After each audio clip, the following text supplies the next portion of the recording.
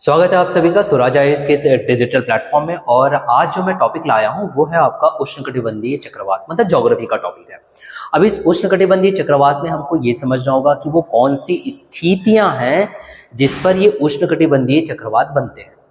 तो स्टूडेंट्स के माइंड में पहला जो क्वेश्चन आता है वो है कि सर ये उष्णकटिबंधीय चक्रवात क्या है और ये कहाँ इसकी उत्पत्ति होती है।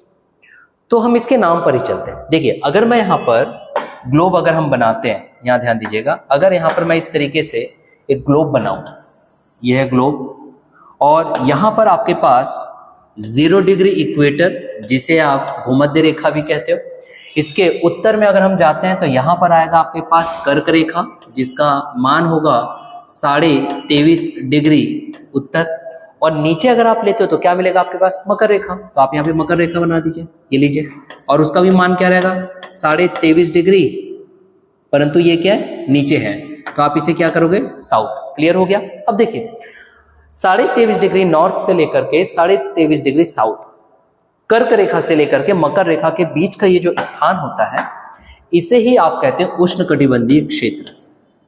ये उष्णकटिबंधीय क्षेत्र, अब इस क्षेत्र के अंतर्गत जो साइक्लोन की उत्पत्ति होगी उसे आप कहोगे उष्णकटिबंधीय चक्रवात।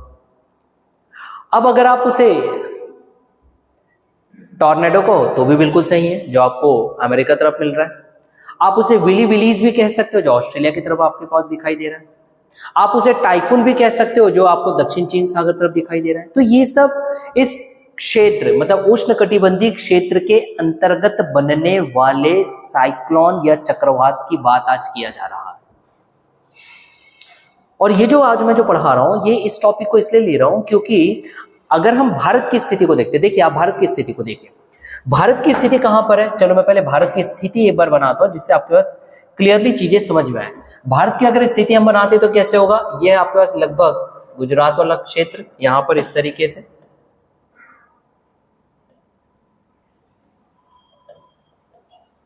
ये इस तरीके से आपके पास आएगा लगभग ये। इसका मतलब कि कर्क रेखा भारत को इक्वल हाफ में डिवाइड करता है, ये बात आप भी जानते हो, बिल्कुल आधे आधा नीचे। तो देखिए भारत की स्वयं की स्थिति कहां पर है, उष्णकटिबंधीय क्षेत्र में है ना। और अगर मैं यहां पर अगर बात करूं तो यहां पर आपके पास क्या मिलेगा, बंगाल की खाड़ी, या फिर आप हिंद महासागर कह दीजिए। यहां देखिए ये हिंद महासागर का एक भाग, बंगाल की खाड़ी, यहाँ पे आपके पास अरब सागर मिल रहा है। तो अब जो चक्रवात की जो बात की जा रही है वो यहां पर उठने वाले चक्रवात की मैं आज आपको बात करने वाला हूं। यहां के हम टॉपिक पढ़ेंगे जो कि सीधा सीधा प्रभाव डालेगा। देखिए कहां पर, भारत पर, विशेष तौर पर कहां, भारत के ये तटीय क्षेत्रों में, तटीय प्रदेश, जैसे कि आप वेस्ट बंगाल ले लीजिए, आप उड़ीसा ले लीजिए, आंध्र प्रदेश ले लीजिए, तमिलनाडु ले लीजिए, और हाल ही में न्यूज में चल रहा था मैथिली चक्रवात, जो बंगाल की खाड़ी से उठ करके इधर वेस्ट बंगाल, फिर इधर हमारे जो नॉर्थ ईस्ट वाले जो क्षेत्र है वहां पर इसका प्रभाव देखने को मिला है, जो तटीय क्षेत्र है। तो चलिए पढ़ते हैं अब हम उष्णकटिबंधीय चक्रवात और उससे संबंधित स्थितियों को जो इसको उत्पन्न करेगा। भाई पोजीशन तो आपको दिख गया ना, यहाँ पर दिख गया। अब हम विशेष तौर पर उष्णकटिबंधीय चक्रवात पर चलते हैं। चलिए, तो उष्णकटिबंधीय चक्रवात कहां बनता है, ये क्वेश्चन अब आपका क्लियर हो गया। उष्णकटिबंधीय क्षेत्र में, उष्णकटिबंधीय क्षेत्र कहां पर है, तो ऊपर कर्क रेखा से लेकर के मकर रेखा के बीच की, ठीक है। अब हम जो उष्णकटिबंधीय चक्रवात को बनाने की बात कर रहे हैं, उनकी उत्पत्ति की बात करें, तो उसमें सबसे पहला कंडीशन आपके पास होना चाहिए एक बहुत बड़े सागर या समुद्र का होना। चलिए तो बना देते हैं, यहां पर समुद्र बना दीजिए आप। ये देखें, ये एक बहुत बड़े समुद्र या सागर का होना, ये लीजिए, हो गया बहुत बड़ा समुद्र या सागर।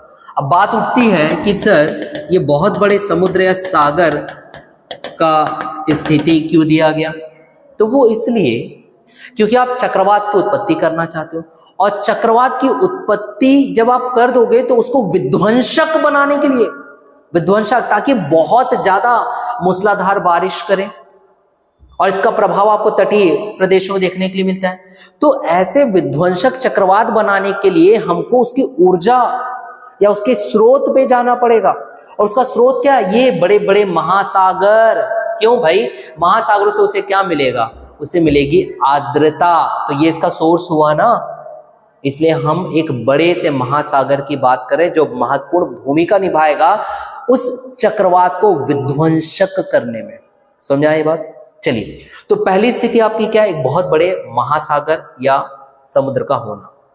अब सिर्फ समुद्र के होने से बात नहीं बनेगी, आपको इसके इस सतह को गर्म भी करना होगा, गर्म भी करना पड़ेगा। और उष्णकटिबंधीय क्षेत्र है तो जाहिर सी बात है सूर्य की किरणें वहां पड़ते रहती है, और सूर्य की किरणें जब पड़ रही है तो वो समुद्र की सतह को गर्म करेगा। तो चलिए गर्म कर देते हैं। यहां देखिए, गर्म कर दिया जाए इसके पोजीशन को, रेड कलर से ले रहा हूं। यहां देखिए, ये लीजिए, ये हो गया गर्म, ये लीजिए गर्म कर दिए हमने। मतलब दूसरा कंडीशन होना चाहिए कि गर्म हो जाए। क्यों? क्योंकि अगर ये गर्म होता है तो अब आप देखो, कॉमन सेंस, आप भी ये चीज जानते हो, जब कोई चीज गर्म हो गई, ये समुद्र की सतह गर्म हो गई, अब अगर समुद्र की सतह गर्म हो गई, ऊपरी सतह उसका जल, तो इससे संबंधित जो वायु यहाँ पे रहेगी, अब इसकी ऊपरी सतह में जो वायु है ना, वायु वो क्या लेगी? इससे इस ऊर्जा को ले लेगी। कन्वेक्शन करंट आप उससे बोलते हो, कन्वेक्शन करंट। अब यहां पर अगर वायु ऊर्जा को ले लेती है, यहां समझिए, तो वो वायु कहां जाएगी? वो वायु भाई ऊपर उठने लगेगी इस तरीके से, ये ऊपर उठने लगेगी, ये इस तरीके से, ये देखिए ये उठने लगी। अब आप कॉमन सेंस आपके पास है वो ये कि भाई अगर ये हवाएं ऊपर उठ गई, ऊर्जा ली कहां से? इस समुद्री सतह से, तो जब ये ऊपर उठ गई तो ये जगह कैसे हो गया? खाली, वैकेंट। अब आप मुझे बताओ, जब ये स्थान यहाँ पे खाली हो चुका है, खाली हो चुका है ये वाला स्थान, यहाँ देखिए, जब ये स्थान यहाँ पर खाली हो गया है ये वाला, तो अब यही जो स्थान है कैसा बन गया? लो प्रेशर एरिया, निम्न वायुदाब क्षेत्र। और ये भी इस उष्णकटिबंधीय चक्रवात को बनने के लिए एक महत्वपूर्ण कंडीशन है कि लो प्रेशर एरिया का बनना या निम्न वायुदाब क्षेत्र का बनना। क्यों? क्योंकि निम्न वायुदाब क्षेत्र जैसे ही बनेगा, आपने देखा यहाँ की जो हवाएं थी ऊपर उठ गई, इसलिए आप इसे क्या कहोगे? Low pressure area. यहाँ देखिए, यहाँ लिख भी दे रहा हूं मैं, ये क्या बन गया अब आपके पास? Low pressure area. तो ये low pressure, LP, low pressure area, या फिर आप उसे कह सकते हो निम्न वायुदाब क्षेत्र। चलिए, अब एक एकदम आसान सी बात जो आप लोग जानते हो अपने समय से। अब यहां से तो हवाएं आपने ऊपर उठा दी, ऊपर उठा दिए, ये हवाएं गर्म हो गई, किससे? कन्वेक्शन करंट के चलते। किससे लिए ऊर्जा? इसने इस गर्म सतही जल से लिए जो समुद्र का था। तो भाई ये जब हवाएं ऊपर उठ रही है तो इसमें भी मैं थोड़ा रेडनेस ला देता हूं ताकि आपको क्लियर हो जाए कि इसमें ऊर्जा है, ये ऊर्जा लेकर के गया। अब ये जब ये ऊर्जा लेकर के जाएगा तो इतना तो सामान्य सी बात है कि जब इसमें ऊर्जा आ चुकी है, ये ऊपर की ओर जा रहा है, हवाएं गर्म हो चुकी है, तो ये आर्द्रता ले लेगा कहां से? भाई ये समुद्री जगह से। तो ये आर्द्रता लेकर के ऊपर जा भी रहे ना, ऊपर जा भी रहे। मगर अब आप यहां देखिए, ये तो लो प्रेशर एरिया क्रिएट आपने कर दिया, तो इसी के तुलनात्मक इसके अन्य स्थानों पर आपके पास हाई प्रेशर एरिया मिलेगा, उच्च वायुदाब क्षेत्र। और आप ये जानते हो कि उच्च वायुदाब क्षेत्र से निम्न वायुदाब क्षेत्र की ओर क्या चलता है? हवाएं। तो बस हवाओं का हम यहां पर चालू कर देते हैं इनकी दिशाओं की ओर। तो देखिए अब हवाएं यहां चलने लगेगी, कहां? कहीं उच्च वायुदाब वाले क्षेत्र से। परंतु यहां पे एक महत्वपूर्ण पॉइंट जो इस उष्णकटिबंधीय चक्रवात के बनने में अपनी भूमिका निभाएगा वो है कोरियोलिस फोर्स। क्यों कोरियोलिस फोर्स की बात कर रहा हूं, या फिर हिंदी में आप उसे कोरियोलिस बल कह देते हो। अब पहला तो प्रश्न ये उठता है कि सर कोरियोलिस बल क्या है? देखिए, आप ये बात जानते हो कि पृथ्वी अपने अक्ष पे घूर्णन करती है। अब वो अगर अपने अक्ष पे घूर्णन कर रही है, वो घूम रही है, तो उसके इस घूमने की ही वजह से एक बल का यहाँ पे उत्पन्न होगा और उसी बल को बोलते हैं कोरियोलिस बल। और इसी कोरियोलिस बल की वजह से यहाँ पे जो अब हवाएं आएगी, विशेष तौर पे मैं भूमध्य रेखा के ऊपर की बात कर रहा हूं क्योंकि हम भूमध्य रेखा के ऊपर है ना भाई, तो हवाएं क्या होगी? वो जब यहाँ पे हाई प्रेशर जोन से लो प्रेशर जोन की ओर आएगी। चलिए हवाएं बना देते हैं, यहाँ देखिए, हाई प्रेशर से लो प्रेशर की ओर जब ये हवाएं आ रही है इस तरीके से, तो ये इसे फिल करने की कोशिश करेगा। फिल करने की कोशिश करता है तो कोरियोलिस बल का क्या प्रभाव पड़ रहा है? कोरियोलिस बल का ये प्रभाव पड़ रहा है कि ये उसे एंटी क्लॉकवाइज में घुमा रहा है। ये देखिए कैसे घुमा रहा है, ये इसको एंटी क्लॉकवाइज, मतलब कि आप इसे बोल दीजिए वामावर्त दिशा में। वामावर्त दिशा में कब? जब ये भूमध्य रेखा के ऊपर है। मगर यही अगर भूमध्य रेखा के नीचे की अगर हम बात करते हैं, इक्वेटर के नीचे की, तो याद रखिएगा वो क्लॉकवाइज वहां पर घुमाएगा हवाओं को, ये आप याद रखिएगा। फिलहाल उसे छोड़िए, अब यहाँ पर देखिए तो हवाएं घूमने लग गई। ये हवाएं कहां से आई थी? कहीं हाई प्रेशर वाले एरिया से। मतलब ये हवाएं कैसी है? ठंडी होगी भाई, ठंडी होगी, ठीक है, तभी तो हाई प्रेशर एरिया से यहाँ पे लो प्रेशर एरिया की ओर आ रहा है। अब देखिए कोरियोलिस फोर्स का भी आपका यहाँ पे स्थिति आपको समझ में आ गई। अब यहां समझिए, जब ये गर्म हवाएं ऊपर उठ रही है, ऊपर उठते उठते ये क्षोभ सीमा तक पहुंचेगी। इसे ध्यान से समझिएगा भैया। ये देखिए, ये उठते उठते मैंने इसे एक क्षोभ सीमा में पहुंचा दिया। क्षोभ सीमा, क्षोभ मंडल वाला, ठीक। चलिए क्षोभ सीमा भी लिख देता हूं आपके लिए। ये क्षोभ सीमा वाला क्षेत्र चल रहा है।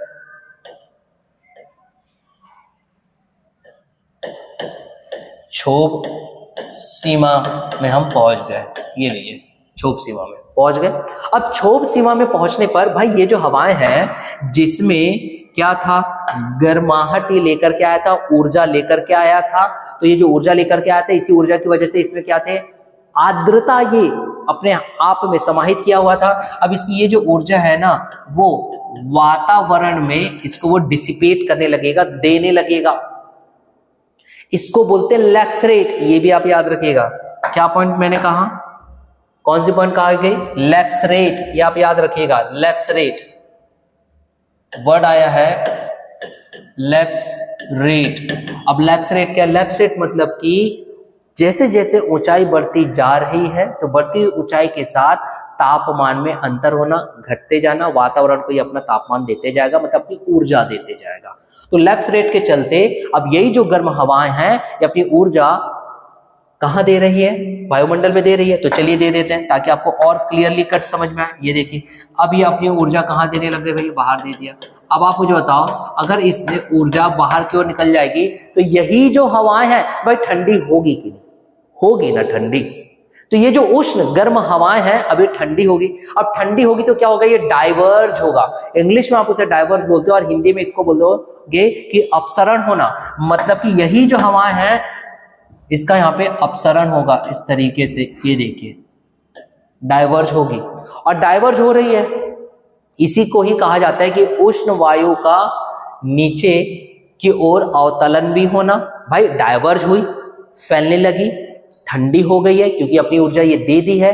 तो जब ऊर्जा दे दी, ठंडी हो रही है, तो अभी नीचे की ओर आएगा, क्योंकि साइकिल चलाएगा।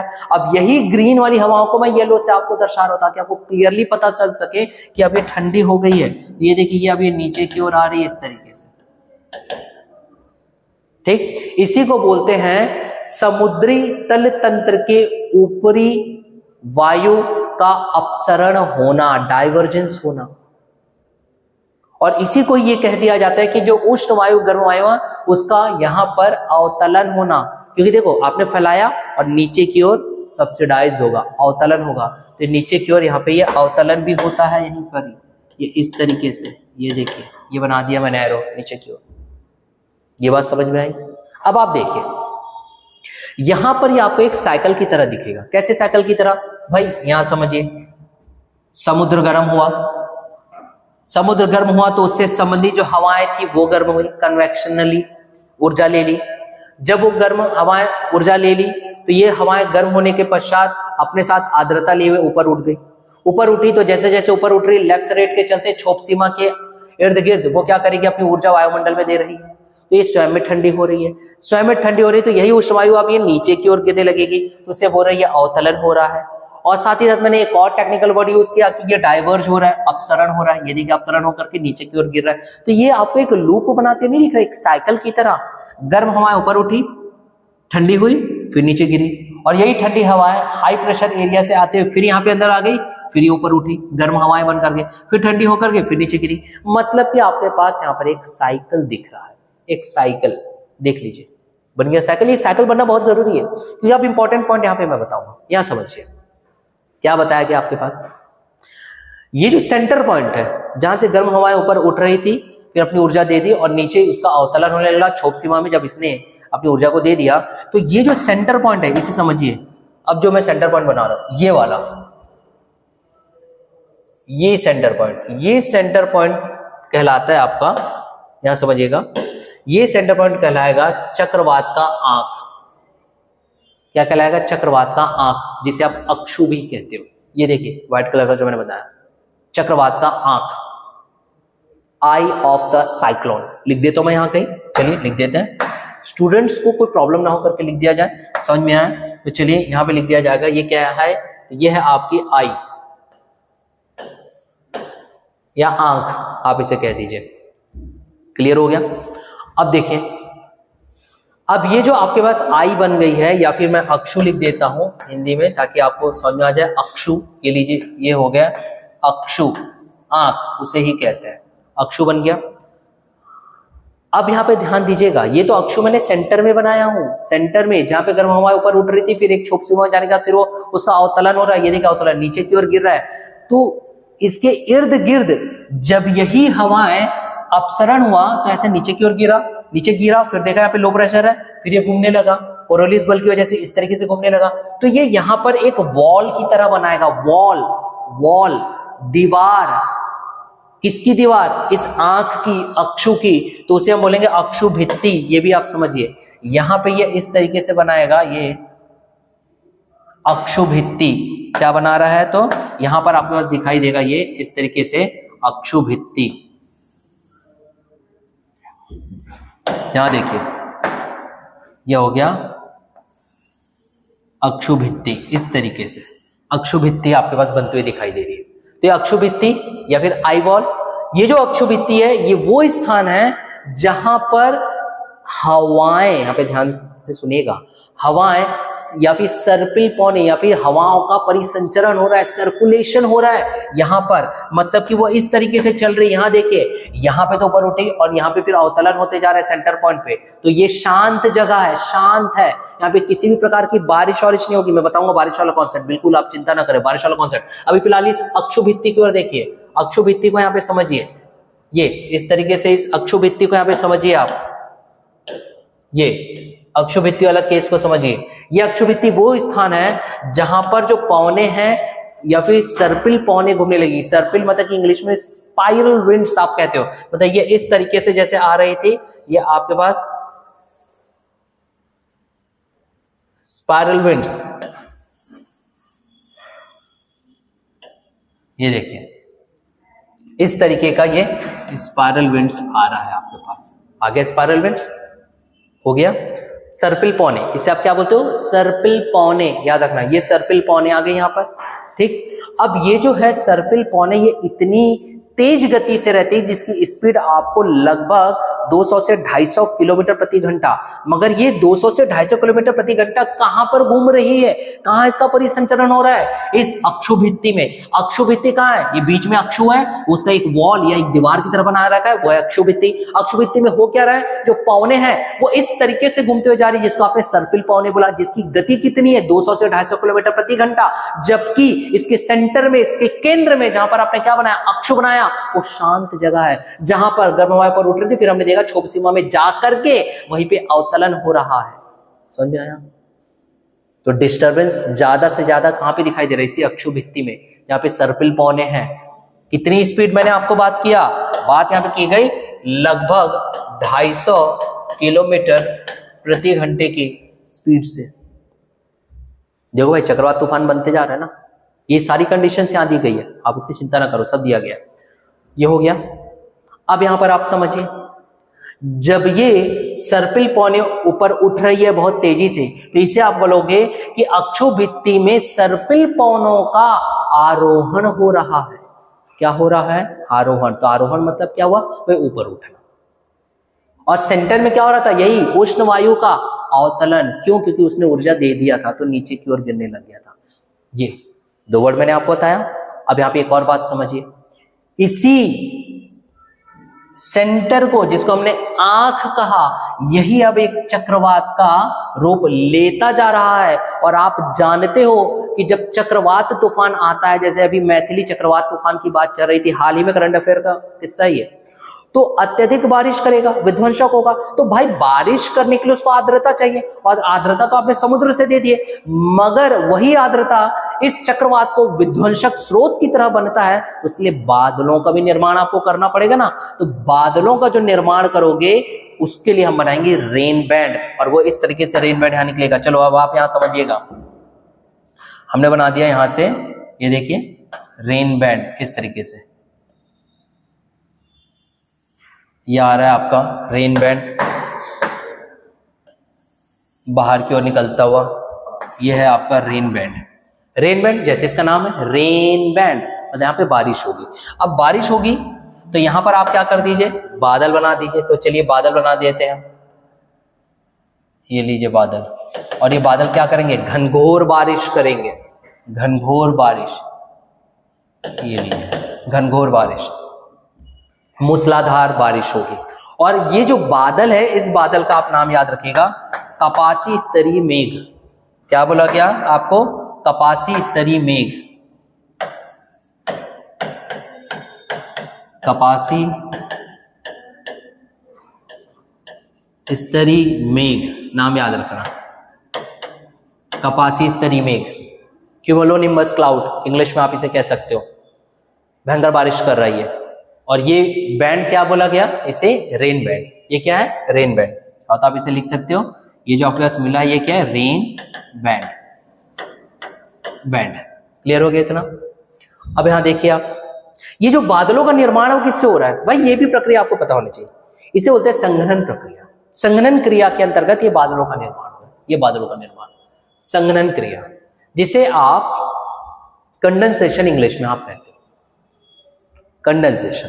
ठीक, चलिए अब यहां समझिए, जब ये चक्रवात ऐसा घूमते घूमते घूमते घूमते घूमते घूमते घूमते घूमते जब भारत के तटीय प्रदेशों को टच करेगा, मतलब कि मैं उसको एक डायग्राम से आपको बताऊं, अगर यहां देखिए तटीय प्रदेशों में, तो हम इसे इस तरीके से बनाते हो, इन शॉर्ट यहां समझिए, ये यहां पे एक बना देता हूं, यहां देखिएगा, अगर इसे इस तरीके से कर दिया जाए, ग्रीन में ले लेता हूं, ये भारत का इधर कौन सा, पूर्वी तट, इस पूर्वी तट में अगर इस तरीके का कोई साइक्लोन आकर के टकराए, जो कि कौन सा है, उष्णकटिबंधीय चक्रवात, तो ये जिस तटीय प्रदेश में टकरा रहा है उसे बोला जाता है लैंडफॉल। क्या बोलते हैं उसे, लैंडफॉल। इतना याद रखिएगा, मतलब कि वहां पर अगर आपको ना दिखाई दे तो मैं उसे इधर भी बना देता हूं, यहां देखिएगा, इधर बनाता हूं ताकि आपको क्लियरली कट हो। ये रहा इंडिया का ये छोटा सा, ये लीजिए, और ये आकर के यहाँ पर चक्रवात तूफान जो है ये यहाँ पे टकराया। तो चक्रवात तूफान जो तटीय प्रदेश में टकराया ना, तटीय प्रदेश में, उसको बोलते हैं लैंडफॉल होना, लैंडफॉल। ये भी वर्ड याद रखिएगा, तो यहाँ पर मैं लिख देता हूँ लैंडफॉल, ये कहलाएगा लैंडफॉल। ये भी एक वर्ड याद रखना। भाई आपने उष्णकटिबंधीय चक्रवात का निर्माण कर दिया, आपकी उत्पत्ति आपने कर दी, लेकिन अब ये आप यहां पर ध्यान देना, यहां पे आपने एक साइकिल बनाया था। कौन सा साइकिल आपने बनाया था, याद करो भाई। सतह गर्म हुई, हवाएं गर्म हुई, कन्वेक्शनली हवाएं ऊपर उठी, छोप सीमा पे गई, उसका अपसरण हुआ, वो खुद में ठंडे होने लगी, लैप्स रेट के चलते ठंडे हुई, तो यहाँ से अवतलन भी हो रहा है। ये जो सेंटर पॉइंट में निर्माण किया वो था उसका अक्षु, और अक्षु में किसी भी प्रकार का बादल का निर्माण नहीं हो रहा है, तो यहाँ पर किसी प्रकार का घनघोर बारिश नहीं हो रहा है, तो आपने क्या बोला, भाई ये शांत एरिया है। परंतु इसी अक्षु में आपने बना दिया अक्षुभित्ति। अक्षुभित्ति कौन सा वाला क्षेत्र था, आपने देखा जो हवाओं पर जाकर के उष्ण वायु गर्म हो रही थी, लेफ्ट साइड के चलते ठंडी हो गई, अवतलन होने लगा तो नीचे गिरने लगा, एक हाई प्रेशर वायु लेते हुए, और फिर से ये ऊपर उठने लगा। भाई नीचे गिरा, फिर गर्म हुआ, फिर ऊपर उठा, तो ऊपर उठ रहा है, तो ये आई बॉल अक्षुभित्ति में ऐसे सर्पिल पौने के तौर पे सर्कुलेशन के साथ, विंड सर्कुलेशन या फिर सर्पिल पौने लगभग 250 किलोमीटर प्रति घंटे की स्पीड से ऊपर की ओर उठ रही थी। तो आपने देखा कि ये एक लूप बन गया, एक साइकिल। ऊपर उठी हवाएं, ठंडी हुई, नीचे गिरी, फिर गर्म हुई, फिर ऊपर उठी, फिर नीचे गिरी, और यहाँ पे बादलों का निर्माण किया। कपासी स्तरी में एक रेन बैंड बनाया, रेन बैंड बना के घनघोर बारिश कर रहा है, जिसको स्रोत यहाँ समुद्र की खुद की आर्द्रता है। परंतु अगर ये साइकिल डिस्टर्ब हो जाए तो क्या ये चक्रवात आपको मिल पाएगा, नहीं मिल पाएगा। ये डिस्टर्ब कैसे होगा, ये डिस्टर्ब तब होगा जो लो प्रेशर वाले एरिया से हवा जो ऊपर उठ रही है उसका ऊपर जाकर के क्या हो रहा है, अवतलन हो रहा है, और वो अवतरण हो रहा है सेंटर पॉइंट पे, और साथ ही साथ वो इस तरीके से अपसरण हो रहा है और नीचे गिर रहा है, फिर ऊपर उठा, फिर फैला, फिर नीचे गिरा, फिर नीचे से ऊपर उठा। अगर ये हवाएं जो ऊपर जा रही है, ऊपर जाकर के नीचे गिर रही है, अगर ये साइकिल ही डिस्टर्ब हो जाए तो क्या चक्रवात बन पाएगा? नहीं बन पाएगा। इसलिए यहां पर एक कंडीशन दी गई है कि ऊर्ध्वाधर पवने, मतलब कि ऊपर उठते हुए पवने, वर्टिकल विंड्स के गति में अंतर कम होना चाहिए। मतलब कि अगर इन्हें छोड़कर के और भी यहां पे हवाएं जो ऊर्ध्वाधर उठ रही है, वो किसी भी प्रकार से इन हवाओं को डिस्टर्ब ना करे, वरना ये साइकिल ही नहीं बनेगा। और ये साइकिल ही नहीं बनेगा तो आपके पास ये चक्रवात तूफान ही नहीं आएगा। इस बात को आप याद रखिएगा, वो यहां पर दिया गया है। क्लियर हुआ? अब शुरुआत में मैंने आपको एक पॉइंट बता दिया था, उसे बता देता हूं कि ये जो समुद्री सतह ये गर्म होना चाहिए, तो कितना टेम्परेचर, भाई ये भी तो आपका माइंड में आना चाहिए ना कि सर आखिर कितना टेम्परेचर। तो टेम्परेचर आप याद रखिएगा, लगभग आपके पास मिनिमम 27 डिग्री सेल्सियस और फिर उससे अधिक होते जाना चाहिए, तब जाकर के यहां पर एक चक्रवाती तूफान को उत्पन्न करने के लिए लो प्रेशर एरिया क्रिएट करेगा। ये आप बिल्कुल याद रखिएगा। क्लियर हो गई बात? अब मान लीजिए अगर कोई आपसे पूछ दे कि ये जो आपने आंख बनाया सेंटर पॉइंट, उसका व्यास लगभग कितना होगा, ठीक है, जहां पे परिसंचरण कर रही है सर्पिल पॉन है। तो अगर मैं इस सेंटर की अगर बात करता हूं तो यहां पर आपके पास लगभग 150 से 250 किलोमीटर के आसपास यहां पर ये दिखाई देता है लगभग। अगर यहां पर अगर बात की जाए, यहां देखेंगे 150 से 250 किलोमीटर के आसपास ये यहां पर ये 150 से 250 किलोमीटर। मगर अगर आप अरब सागर, बंगाल की खाड़ी, हिंद महासागर जैसे बड़े बड़े महासागरों में जा रहे थे, और आर्द्रता लेते जाएगी और पौनी घूमने लगेगी और ऊपर उठेगी, फिर अपसरण होगा, फिर नीचे गिरेगी, तो इनका जो सर्कुलेशन वाला जो एक व्यास बनेगा परिसंचरण वाला, वो और बढ़ते जाएगा। तो यही 600 से 1200 किलोमीटर तक का व्यास हो जाता है, ये भी याद रखना। और ये किस गति से बढ़ेगी? यहां भारत की ओर, अगर मैं भारत की अगर बात करूं तो प्रतिदिन के हिसाब से 300 से 500 किलोमीटर प्रतिदिन। ये भी आप स्पीड याद रखिएगा, यहां मैं लिख देता हूं कितना, 300 से 500 किलोमीटर पर डे ये स्पीड है। तो ये है आपका उष्णकटिबंधीय चक्रवात। और ऐसे ही लेक्चर लेकर के मैं आते रहूंगा। अगर आप चाहते हो कि मैं आपको ऐसे ही डिटेल में सुना जाए, इसकी डिजिटल प्लेटफॉर्म में आपको शिक्षा मिलती रहे, तो आप कमेंट करके अपना रिप्लाई जरूर करिए, क्योंकि इससे ना हमको मोटिवेशन मिलता है कि हमारे स्टूडेंट्स को चीजें समझ में आ रही है। तो तब तक लिए आप सभी को हैव अ नाइस डे।